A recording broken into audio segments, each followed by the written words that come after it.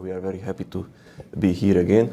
Our presentation will be about a validation of CFD simulation model of French balcony facade fire test with parapet glass. Facade fire spread problem is more and more frightening. Latest, in last year, the London Grenfell Tower shocked the publicity, where the casualties were more than 70 people, if I remember well. So, and despite of the increasing number of facade fire spread problems, there is no harmonized European test standard for facade fire spread.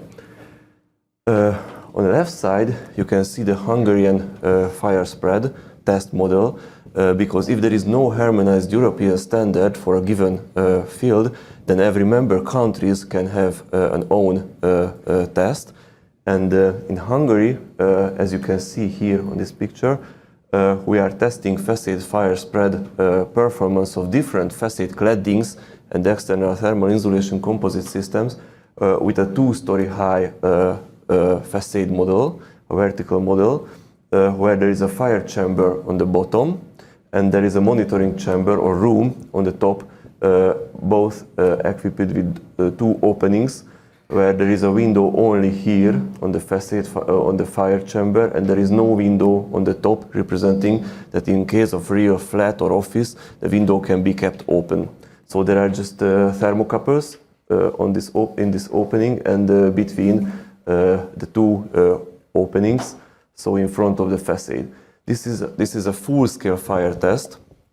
What we mean here in the fire chamber, there is a pile or stack of timber buttons together. So the total mass is 650 kilograms, and it is ignited with the help of 10-liter gasoline. So it represents approximately 600 megajoule per square meter fire load. So approximately a fire load of a flat or a small office. In order to compare with other European tests, so as far as I know, only in French, so only the French fire test model is full-scale fire test. They have not 2 but 4 windows and 2 floors, similarly to the Hungarian test model. All the other tests are small scale or medium scale tests. Here it can be seen that in the neighboring countries, 25 to 30 kilogram timber pile is used for ignition.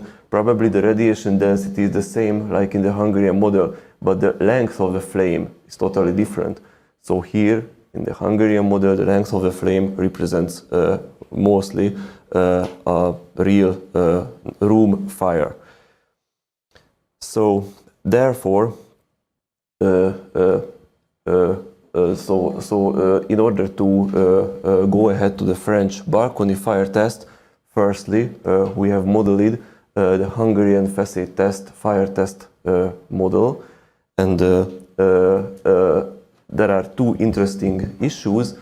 In the fire chamber, the ventilation of the chamber is set so that here, over the fire source, the ISO 843 standard temperature time curve is kept, plus minus 10% temperature tolerance, exactly as it is included in the standard.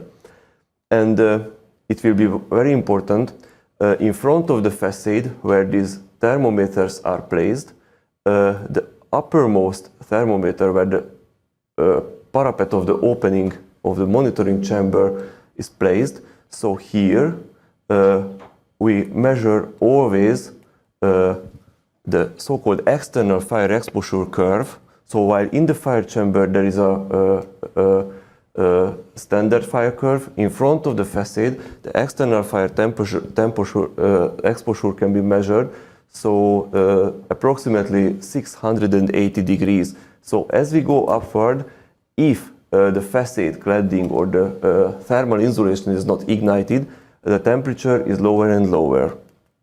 So this is two important issues coming from real tests. And here you can see the form of the flame.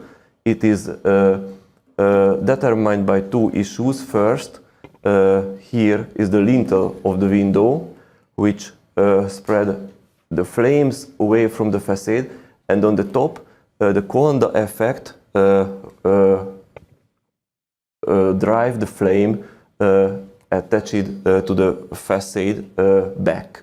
So this is very important because here at the parapet, where French balconies have some kind of parapet glass or some kind of handrail, flame exposure is not so severe like in front of the test chamber.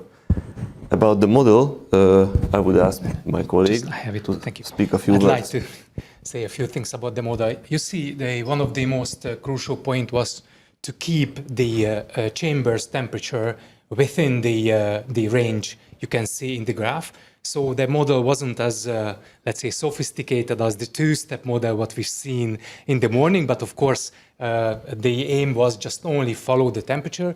So simple, what we did, we changed, or we, let's say, justified the heat release rate inside the chamber, and that was the way to try to keep the temperature within that range.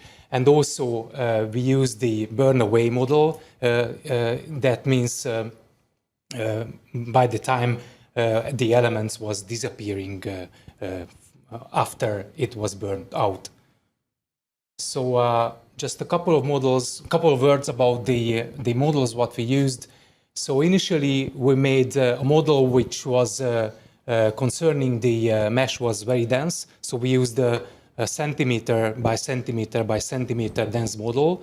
Of course, just at the area of the crucial points when we had to measure the temperatures, but we have used 16 cores computer, and it was around 2 months when we finished one simulation, because the simulation times also were very, very long. So we started reducing the, it was a kind of sensitivity analysis that we were trying to reduce the amount of cells. So that means you can see here we use different cell sizes where we are very far from the fire. The size was 10 centimeter and or even higher, 20. And when we were approaching to the most crucial points, we were using more dense cells. So this way we could reduce the amount of cells to 300,000, and the simulation time with 8-core processor was around a week. So that was much shorter. And the reason was that we wanted to have a result faster without losing accuracy. So, a few words about what can we see here. This is our result, temperature exposure within the fire chamber. According to the Hungarian test standard, the window on the fire chamber is opened at the 5th minute. So we were able to remodel the large temperature swing measured exactly in the full-scale fire test in this way. And here there is the problem of the Hungarian facade fire test method, since after 30 minutes the temperature rise stopped because the 650 kilogram timber is burned away. So it is within the range, but it is not a problem in the full-scale fire test, because the maximum required facade fire spread limit is 45 minutes. So after the 45 minutes, it is still within the 10 plus minus 10% tolerance. So you can see here our first validation method. We have a lot of test reports, full-scale fire test reports, facade fire test reports. We selected one, and we set the fire so that the results of the thermocouples should follow exactly a real fire test. So this was our first modeling or testing phase. And then let's focus on French balconies, because so far we were speaking about vertical facades, and the problem is that the diversity, architectural diversity of buildings and the problems, so there are balconies, cantilevers, a lot of situations where just a single full-scale fire test is not enough. And the problem of the Hungarian test method is that it requires a long time. So only 15 to 20 tests can be carried out within a year. So not every situations can be modeled. So what to do? Since we have a CFD model, obviously we cannot replace a full-scale fire test with a CFD modeling, but we can extend the results. What about the French balconies, where the distance between two openings is less than 130 meters? 130 meters is required according to the Hungarian regulation between two floors. But there are French balconies where this distance is, let's say, 60 centimeters or 70 centimeters. According to the Hungarian guideline about the fire spread protection, either 130 centimeters shall be provided between two openings, or laterally 90 centimeters. If none of them shall be or is provided, then some kind of fire-rated structure shall be put here. Obviously, a fire-rated French balcony door is not a real solution, because it can be kept open while letting in fresh air. Here, some kind of fire-rated glass is a solution. But to tell the truth, foam forming or film forming fire-rated glass is not real, not a real solution, because the UV radiation coming from both sides of a parapet glass can cause change in the color and the transparency. So what we did, we took a look, so we checked the neighboring countries whether there are other methods, and we found a very good test for French balconies in Austria, the neighboring country. They don't have such a full-scale fire test, facade fire test like we got in Hungary. They modified the vertical furnace of testing walls and fire doors, so that there is a slot on the bottom where flames can go outside from the chamber, and there is a parapet glass over the slot, and there is a baffle or deflector wall which deflecting the flames in front of the parapet glass. So to tell the truth, this is quite realistic, because surprisingly we found a very good evidence that the behavior of the fire or the fire exposure is similar in front of the parapet glass, like in our facade fire test. This external fire curve, so where the temperature is approximately so this is 680 degrees, obviously plus minus 10%, is kept in front of the parapet glass by this baffle or deflector wall. So there are similar results coming from this test, like from our full-scale facade fire test at the height of the parapet. So what we did, we modified our CFD model. Instead of a single opening on the monitoring chamber, we have here a parapet glass exactly the same way like in the Austrian test, and not only the glass itself, the fire-rated glass, but the thermocouples. So the two test methods were merged in a CFD environment. So here are the Hungarian temperature measuring units, and here on the top of the glass handrail is the Austrian temperature measuring units. Interestingly, this is a fire-rated glass, but not a EI, so integrity with thermal insulation, but only integrity. Because of the temperature exposure, it is not needed to withstand temperature exposure, because here in front of the facade, so 50 centimeters far from the facade, the temperature is 680 degrees as shown here and verified with the Austrian test. But on the top of the handrail, in the Austrian tests, only between 100 and 150 degree temperature difference or Kelvin temperature difference was measured. So because the Coanda effect at which the flames in a higher position back to the facade. So this is the Austrian test result, and these are the test results coming from our simulation. So some short explanation.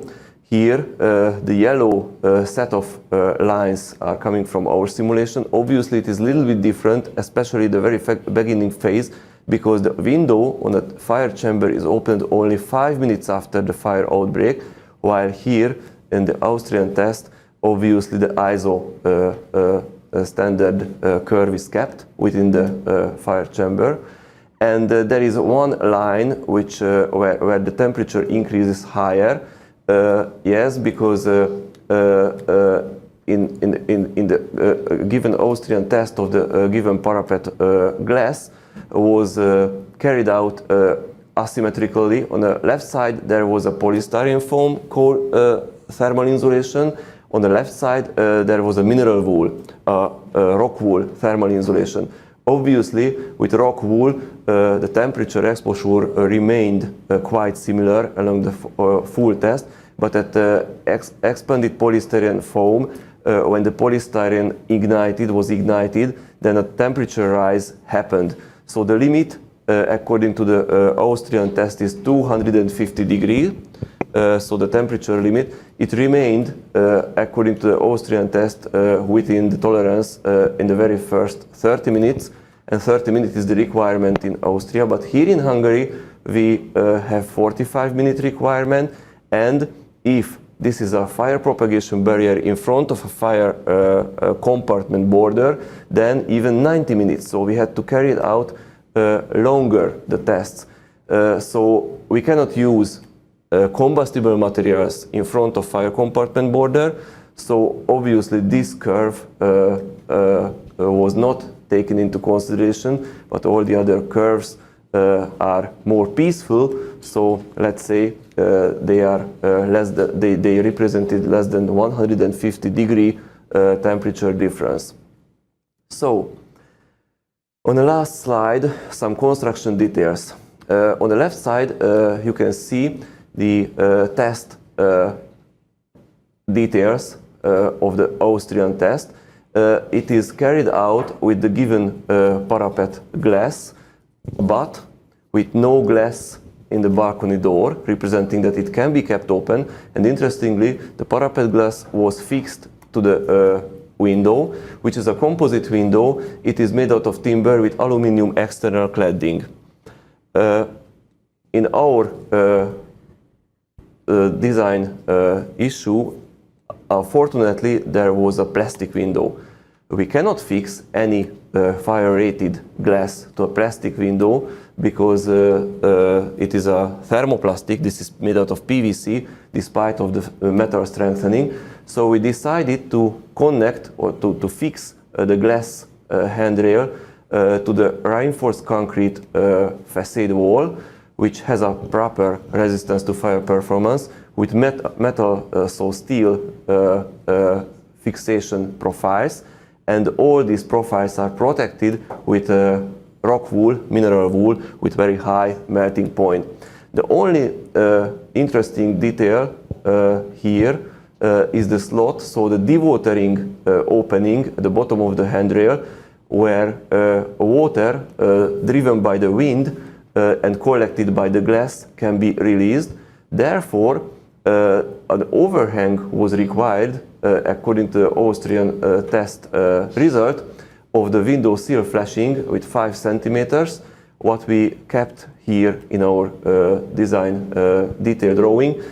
Interestingly, the test drawing was not precise, to tell the truth, so there is no overhang, but this is crucial because it helps to spread away the flames from the facade to protect this opening, which is inevitable. A dewatering is very important. So here is the technical detail drawing, and this is how the parapet glass handrails look like in a facade, because the building was building is already finished. And here are other details showing this gap from another building. And here you can see that the most important issue is to keep a continuous protective connection between the lateral details of the handrail and the facade cladding or attics system. So here no gap is allowed, but at the bottom, when there is a proper overhang and the mineral wool non-combustible thermal insulation, it is not only allowed, it is needed. And last but not least, these are the commercial images about this particular product, this parapet glazing, showing that a transparency, a full transparency can be provided. It's hardly hard to realize that there is a parapet glass. It is water clean glass, and it has two test results. So the consequence, the most important consequence, is our research that a full-scale fire test cannot be replaced by CFD simulation, but with using CFD simulation, one or even two test results can be extended, so the application can be extended. And this is very important because not all of the situation can be tested, which come out by designing buildings. So thank you very much for your attention.